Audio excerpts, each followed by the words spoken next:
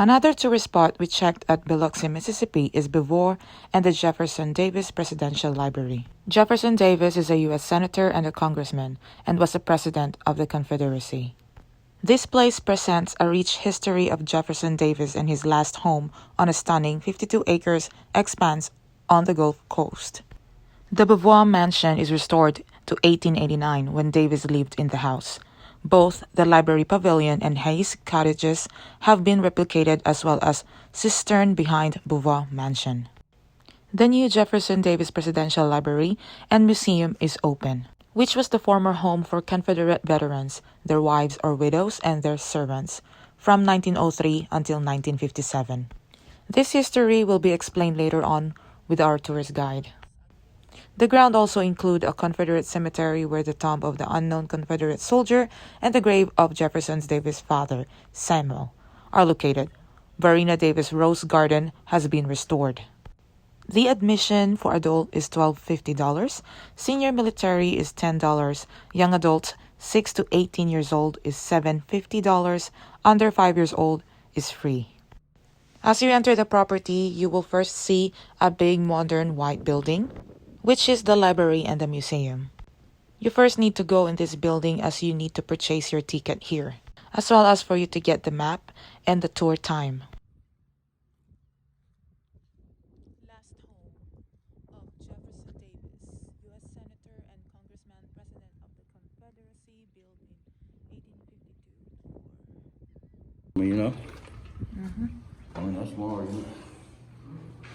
Adults. That's for a senior, $72.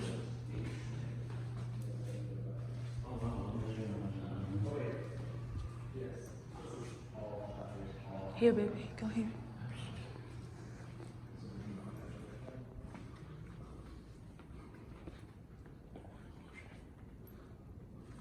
Number 14 on there is the Confederate Cemetery. Number 10 is the Rose Garden. Number 5 is the Library Pavilion. It does tell you more specifically what everything is on there too. And then the museum is just left in that hall. You'll see the stairs of the elevator up there. All right. And then, okay, about 5 minutes till 1, you're just gonna head back in here. Head out these gift shop doors to the front porch of that biggest house with the green shutters out there. Just meet on the front porch towards the beach side. Okay. And that tour is gonna be 30 minutes. It's guided. Everything else is self-guided. All right. Okay. Gotcha. Are y'all military or anything?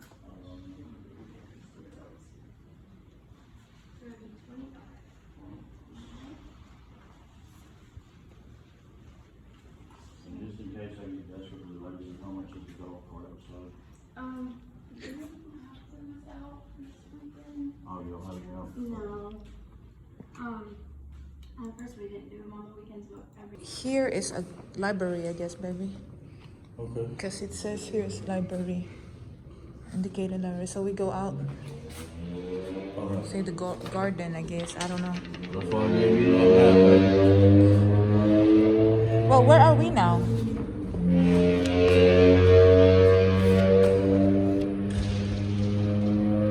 One? This is, are we? That's the garden. That's the garden there. Yeah.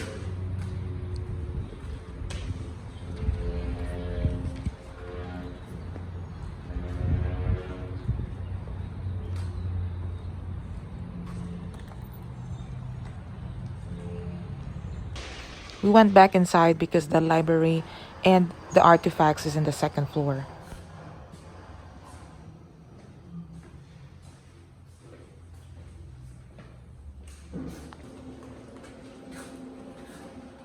That's so tiny.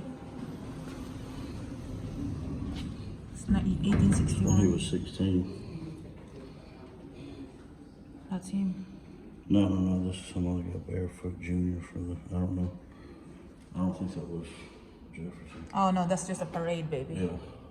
But still, that's tiny. You want an elevator? I don't care really. It's on my back. Look at these shoes. So small. Shit, that won't even fit me. That wouldn't fit your tiny little work.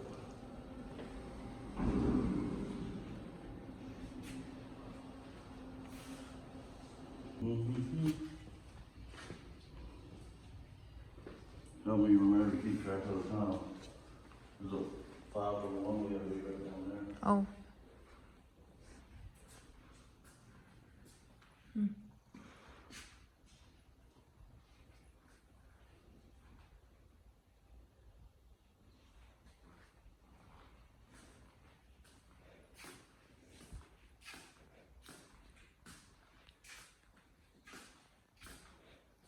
Look at this organ.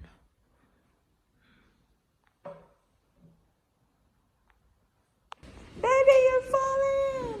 You see that video? I sent you the little boy.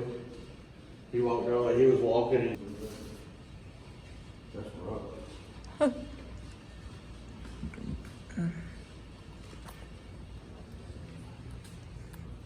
It's cool. Look at that. That's almost like they got on. But see, that's a percussion cap. That means you got to put a little cap on it, and then you do it.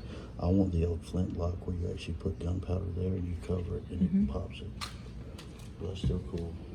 That's a nice one.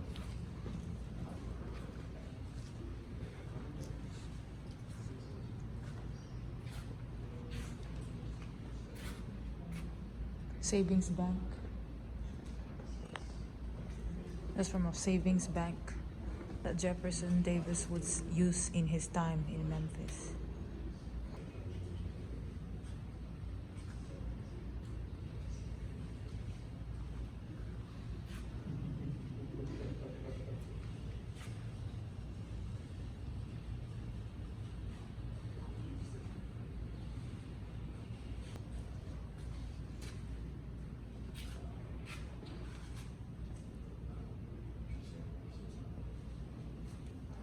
Oh, so this is his like a carriage, right? There's a picture there. What a big horse! Look at that. This is that, guys. Imagine these big horses carry this huge, carriage. That's his. Then the casket over there. Yeah, this carried his casket when he was dead. Yeah. Kind of nice.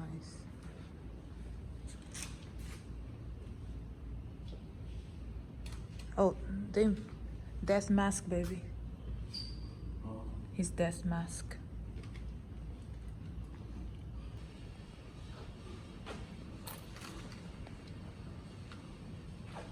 Oh wow.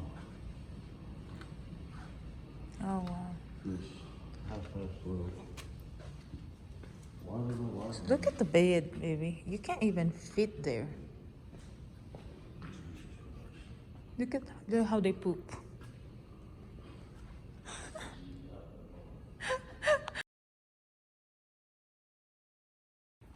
Huh? It's the CSS Alabama. Oh, that's the one. CSS means Confederate States, Confederate something states. Yeah. Look at their handcuffs before. Yeah. Kind of weird. That's tiny. I mean, what's hand can? My hand can't even fit on that. That would not be able to, like, people in the future find out, that we'd be like giants. I know. Did you see their glasses? The glasses? Yeah. So, what about the rifles that I told you I liked? Yeah. Yeah, they get a pair of, what they call them, spectacles, I think. This is metal one here, I think. Yeah. Put that thing across my big ass face. See how that works for you. You don't worry about shit. Oh my god. I saw something, your head too damn big. You can't handle that with your mama. You go go now. I was like, what are you feeding, baby? What are you feeding your child? Why he's so big? Actually, they need to update the BMI now, body mass index, because body mass index now is much bigger, mostly.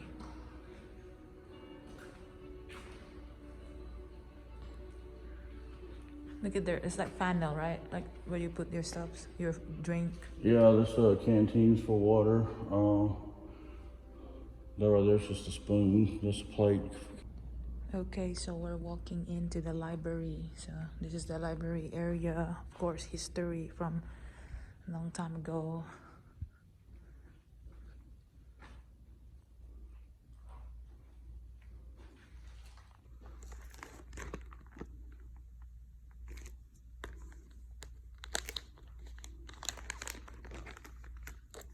Old, yeah, older people and old histories. I mean, it's amazing how you see these people from 1800s and 1900s, like how they look like. Their long beard, goatees. Goodness.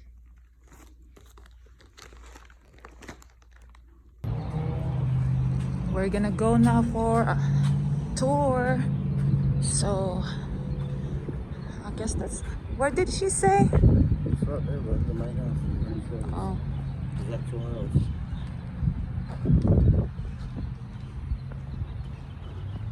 This is just a museum, right? oh, I know.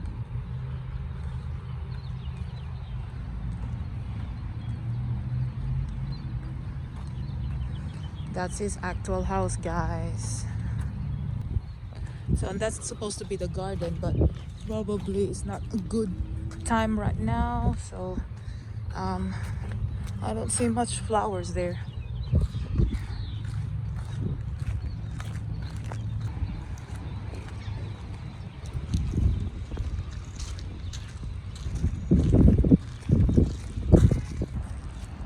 Jefferson's house, front view.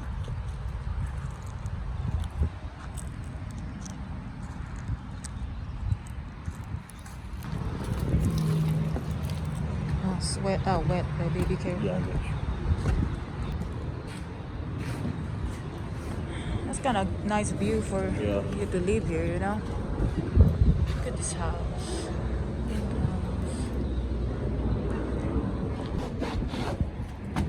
Look around a little bit. Yes. Feel free to take photos. That's cool. I was gonna see them. That's walking. That's so It looks pretty. like walking. I like that. That.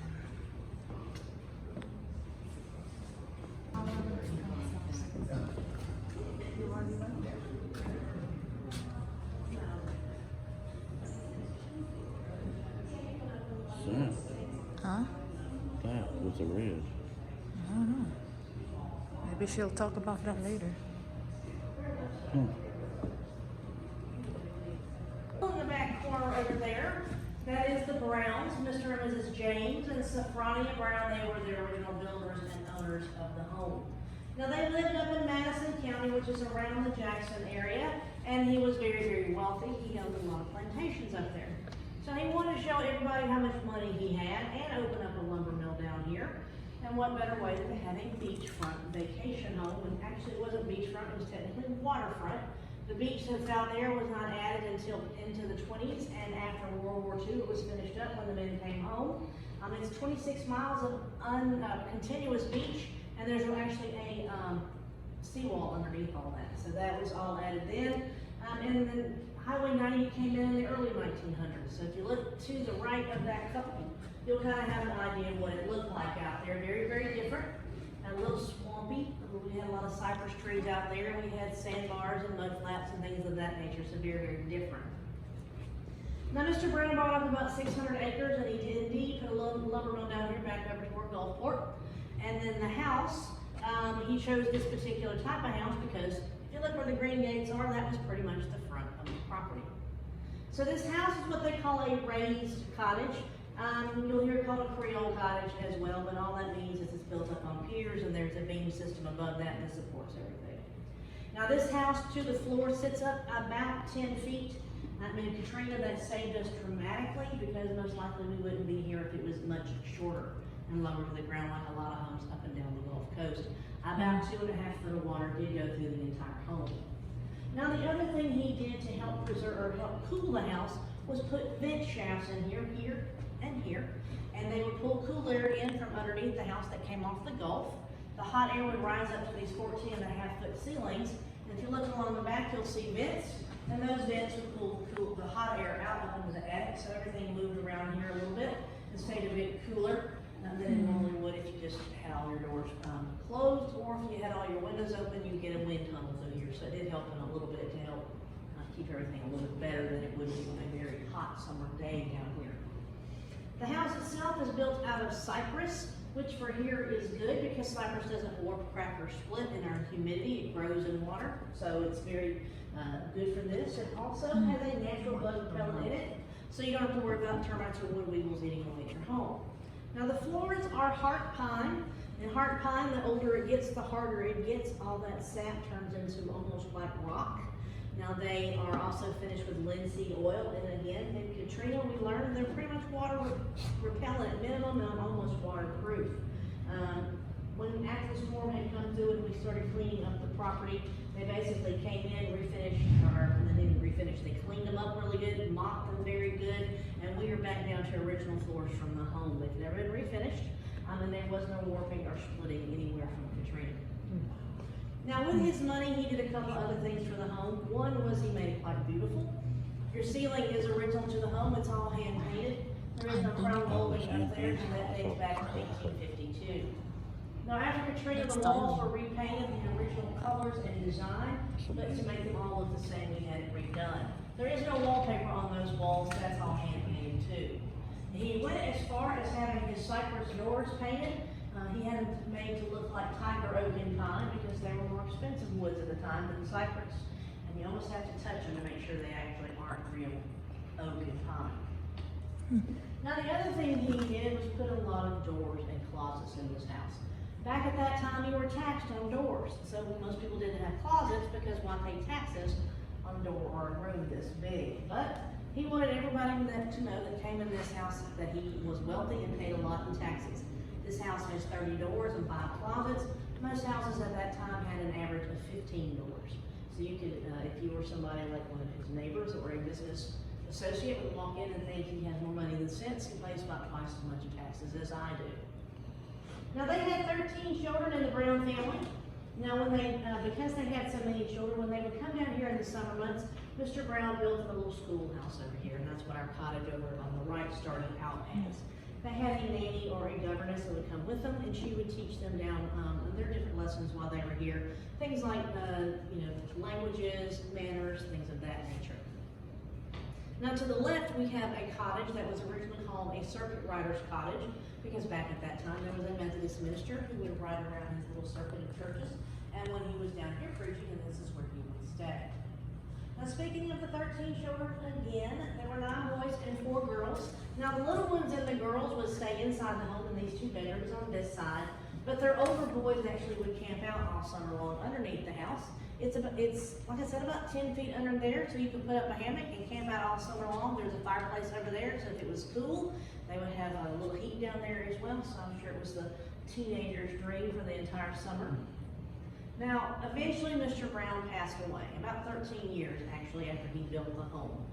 His wife could no longer afford to take care of everything, the children, the property there, the property here, and so the state would come in about 3 years after his death and sell this property and everything that was here by that point for $3,000 to get some of their tax money back. Now, we had a flipper at that point that bought it, like a prospector is what they would call them, and he turned around in 90 days and resold it for $3,500 to a couple out of New Orleans, the Dorseys. Now, Mr. and Mrs. Dorsey were quite wealthy and he wanted to retire here. Well, he didn't enjoy it very long because he too passed away about 2 years after he purchased the home. His wife was younger and still working. She was a writer, so she decided to move in here full time, and her cousin came to live with her at that time. Now, 2 main things happened when the ladies were here. One was the house name was changed from Orange Grove, which was because there was a large orange grove here. We had satsuma trees planted on the property back then. She changed it to Beauvoir because one day she was on her beautiful front porch and thought, what a beautiful view, and knowing French, she knew that Beau meant beautiful, and to see is the word voir. You put the 2 together and you get Beauvoir, and it's been our name ever since then. Now, the other thing that happened when Mrs. Dorsey was here was that our railroad finally came through down here. And if you look at that picture right there on the front of the ottoman, you'll notice a very small personal depot right here on the property. Mrs. Dorsey actually got that back from the railroad company when she went to them and demanded something in return from the property that she feels they stole from her. It was tiny, it might have held 2 to 3 people, but at least she didn't have to go downtown anymore, either in Gulfport or Biloxi, than to turn around and take a carriage ride back to her property.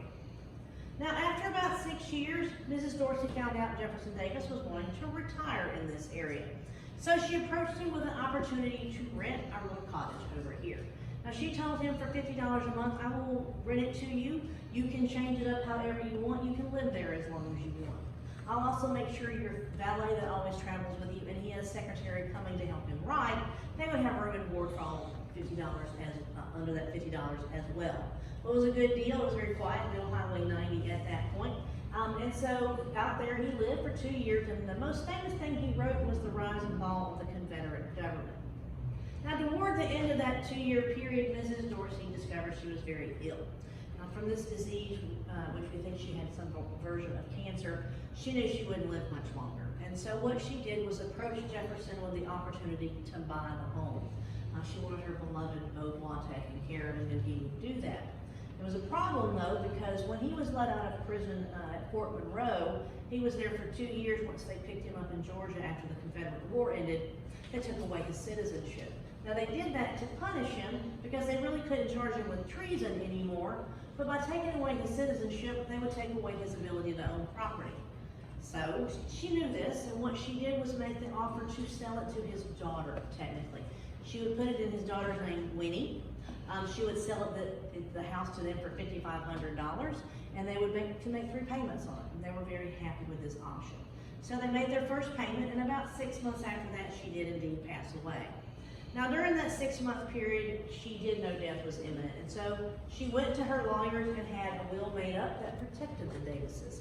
And in that will, what she did was leave everything she owned to the Davis family, and that was not just this house and property. She had other property in Mississippi and throughout the Southeast. She had her worldly items, but she had money as well. So all of this went to the Davises. Her family received absolutely nothing on the other hand, and they were not very happy about this. In her will, she essentially told them, I took care of you while I was alive. I'm not going to do it when I die.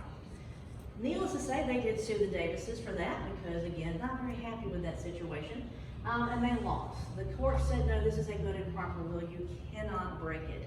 So the Davises went on about their lives, but they did feel that they still owed a debt to this house. They had signed a contract, and there was about $3,500 left.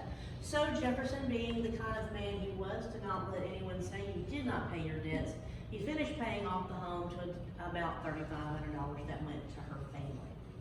Now, while they were here for 10 years, 1879 to 1889, their youngest child, Winnie, was the only one to live in the house, and this was her room over here. You can look at the picture in the front of the room, you can get an idea of what her room looked like, but we had some severe ceiling issues, and so we took everything out to protect it. This room was always a grand reception hall, and an original piece of the furniture of the home is actually the big sideboard right behind you all. It's large, it's beautiful, it's Brazilian mahogany, it's wonderful for serving, but the marble in it helped as well, because if you put something hot on marble, it's going to absorb the heat and hold it a little bit longer. And if you put, say, cool things in the bottom, like a decanter or a pitcher of liquid in the morning, by afternoon everything was nice and cool to serve your guests, so it was wonderful for in here. Now it weighs about 750 pounds, which is why we imagine it never left the Brown family, and has pretty much stayed right there until Hurricane Katrina. So 750 pounds. I don't think we'll have to worry about it anytime soon. Now these 2 ottomans actually were designed by Marina Davis, his wife. She had been a world traveler in her days, and so seeing things like this when she would be in hotels and large train lobbies, she thought these were wonderful for seating a lot of people. You didn't have to worry about chairs everywhere for people to trip over. You could easily seat 5 to 6 people there. They were low to the ground, so our long skirts would keep ladies' ankles covered, because you dare not show off an ankle back in that time. Plus, they were also nice and large, and they made plenty of room for our large skirts. So that's how they ended up here. They gave her a wonderful new room for travel years as well. In this room is also the oldest piece of furniture we have in our home, and that is our clock. Now the clock dates back to 1777, So technically, it's older than the United States. We became fully independent in 1784. Now, John Turnbull made this clock, and he gave it to Jefferson Davis's father, Samuel, who had been his commanding officer in the Revolutionary War. Samuel gave it to Jefferson when he married his first wife, Zachary Taylor's daughter, Sarah. Sadly, Sarah did not live long after they were wed. She and Jefferson both contracted malaria, and she passed away about 3 months after their wedding. He lost vision in his left eye from the same disease. Now, on this side of our house, we have parlors. If you close them up, you can have a ladies' and a gentleman's. If you let them open like we show it now, you can have a large music room. In the front end, the ladies' end, you can see a few things that are quite nice to notice. One is the portrait of Jefferson Davis over the fireplace. He was 79 when that was painted. He was given that as a gift when he turned 81 in June of 1889. And sadly, by the end of that year, in December, he had passed away from pneumonia.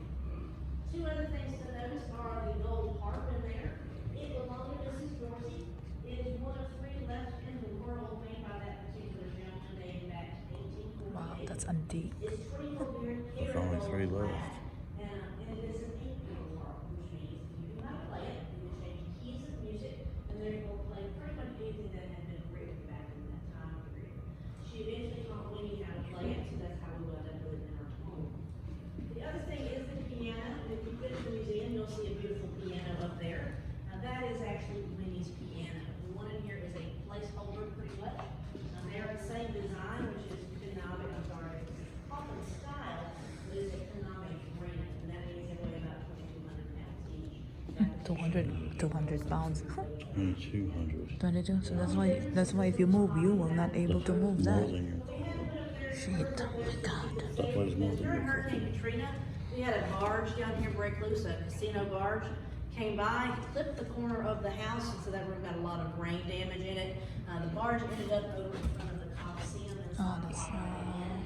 So we're very lucky that we just lost a little cottage in Can you believe it was a casino that hit it? Because some of the casinos are floating on barges, and the whole damn casino floated by and hit the corner of the house. Oh no. That was crazy. Over on the left is basically a guest bedroom. The furniture you see in there, though, did belong to their daughter, Margaret. The big pieces did at least. Now, they are East Lake in design, which he was very famous for what he created in that Victorian period. And they were a gift to Margaret from her parents when she married Joel Hayes. And you can see them in their wedding photographs there on the lead up against the doll bed. Now, she was married, like I said, by that point. She was 26, then married, and had children of her own, and they would live out in Colorado for many years. So this became a vacation spot for her, and she used the cottage over here, and that's how it came by its name, the Hayes Pavilion, from the circus life. There's a portrait in there, too, of Winnie Davis. That's the big one up against the wall, outdoors. She was 27 when that was painted in 1892. And that year, she had the honor of being a Mardi Gras queen. She was queen for the crew of Comus, and as of this last Mardi Gras, there's still an active crew over there in New Orleans. The painting over here that you see is of Joseph Davis. Now that was Jefferson's oldest brother. He was 21 years older than Jefferson, who was the baby of the 10 Davis children. Well, he looked up to his big brother. His big brother was a lawyer, and that's what Jefferson wanted to be too. Joseph, though, had a different idea, and he helped get him an appointment to West Point Academy. Now, at West Point, he would graduate with a degree in engineering, and that degree in engineering took him to Washington, D.C. One of the main things Jefferson would do up there with that degree was help bring running water to the city for the first time. He helped design the viaduct and aqueduct systems that made that possible, and parts of it are still being used up in areas of D.C. as of today. Now, eventually, Jefferson got into politics. He ended up being a senator from Mississippi twice and a member of the House of Representatives. He was one of the founding members of the Smithsonian Institute and would eventually be our Secretary of War under President Pierce. So he must have spent a lot of time in the Library of Congress while he was up there, because when he moved into the home, he added those black bookcases you see in what became known as his study. Now, those are exact copies of the ones from the Library of Congress, with the exception of the fabric. He put that in down here to keep his books a little bit safer from all the salt we have in our air. Now out back, we're gonna have a few more rooms, and I'll tell you about the rest of the property a little bit.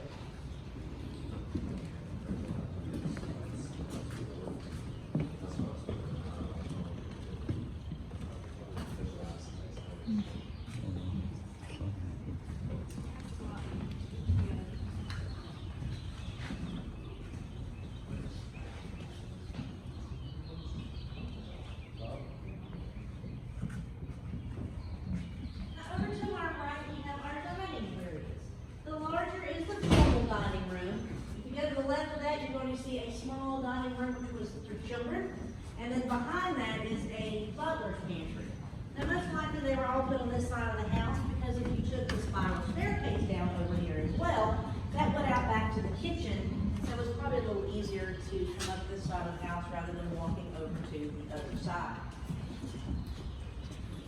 Now, I want to have an idea of water height from Katrina. It was about here. So that gives you an idea of all the way through the house. Oh, We had no. at least that. I know. God.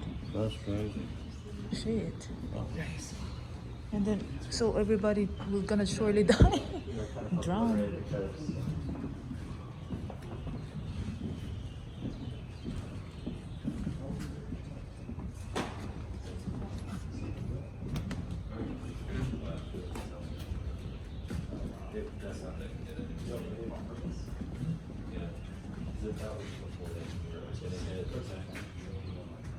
Now, over on the other side of our home, we have a husband and a wife's bedroom. Now, they did this back in the Victorian period because they felt that if you shared beds for too often and too long, you could possibly pass disease back and forth, and so the wealthy class would have separate bedrooms. And that's where we get the title of master bedroom, because he is the master of the home. He owned it, he built it, he paid for it, so he got the larger of the bedrooms. Now, he got a beach view as well. Her option was a closet. So I guess it was a bit of a trade-off, but I think I would rather have the beach view, water view.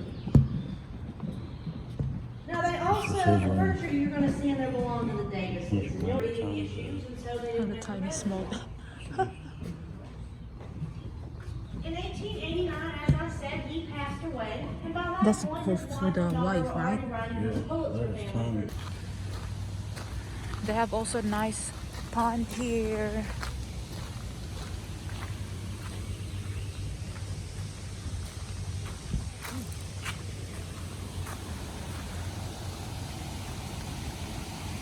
Oh, wow, that's pretty.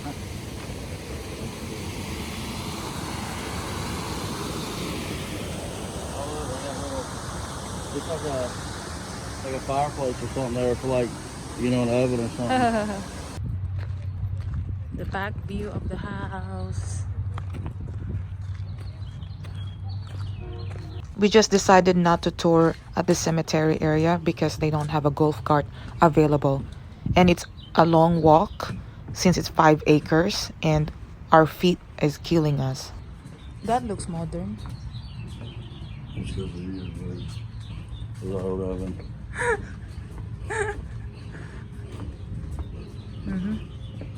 You want something to drink? Oh no, baby. You go get Please me. take cards. No. Oh, I have a bill. I have a bill. We're going now to the cottage where Jefferson lived and rented prior purchasing the whole property.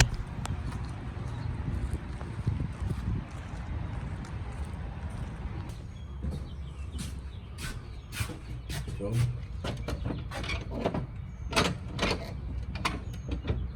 I don't know. Oh, I guess you can go ahead.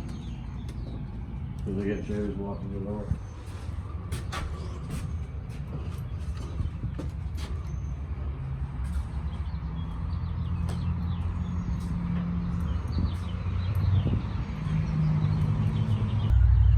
I was wanting you to walk by, I was going to tap all the window. Well, they just put books here, but I'd be afraid to walk up on that thing. I know, right? That's the proof that how people a long time ago so tiny.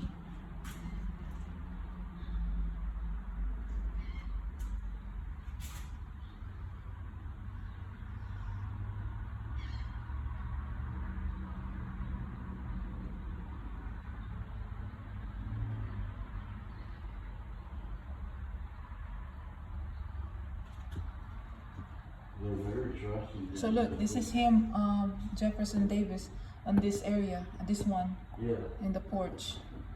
How it looks before is different. And that's our Beauvoir tour. Hope you liked our Beauvoir experience. Hope you come and see this history, and you will not regret it. Thank you for watching, guys. Hope you liked the video. Please don't forget to hit like and subscribe. Thank you.